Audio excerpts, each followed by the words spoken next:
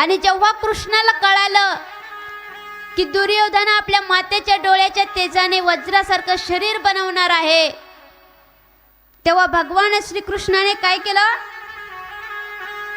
एका ब्राह्मणाचं रूप घेतलं आणि दुर्योधनाला म्हणाले, असा नग्न अवस्थेत मातेसमोर जात आहेस, लाज वाटत नाही? आणि मग तेव्हा भगवान श्रीकृष्णाने काय केलं, त्या ब्राह्मणाच्या वेशात दुर्योधनाला एक हार दिला फुलांचा आणि म्हणाले, कमरेच्या खालच्या भागाला हार गुंडाळ आणि मगच आपल्या मातेकडे जा. दुर्योधन आपल्या मातेकडे गेला आणि गांधारीने जेव्हा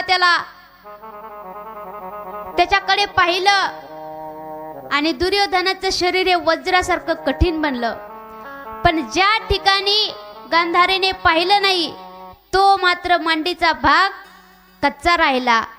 आणि त्या युद्धामध्ये भगवान श्रीकृष्णाने भीमाला इशारा केला, आपल्या डाव्या मांडीवर हात ठेवला आणि तो इशारा भीमाच्या लक्षात येताच भीमाने आपल्या गदेचा प्रहार दुर्योधनाच्या मांडीवर केला आणि दुर्योधन हा किंचाळत जमिनीवर पडला.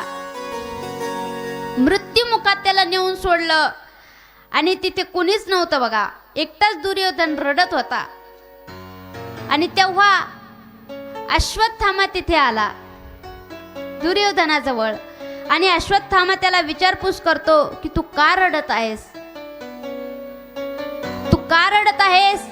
कारण दुर्योधन म्हणाला की मला माझे एवढे भाऊ मरण पावले, 100 भाऊ होते ना, एवढे भाऊ मरण पावले याचं दुःख नाही, मला एवढा त्रास होत आहे याचं मला दुःख नाही.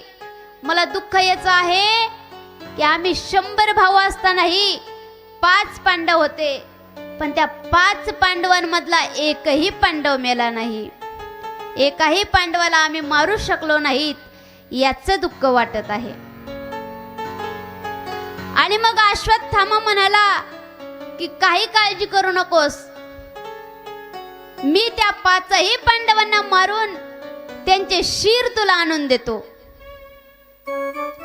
त्यांचे शीर मी तुला सप्रेम भेट म्हणून देतो. आणि मग असं म्हटल्यानंतर दुर्योधनाला धीर आला आणि मग हा अश्वत्थामा गुरु द्रोणाचार्यांचा पुत्र होता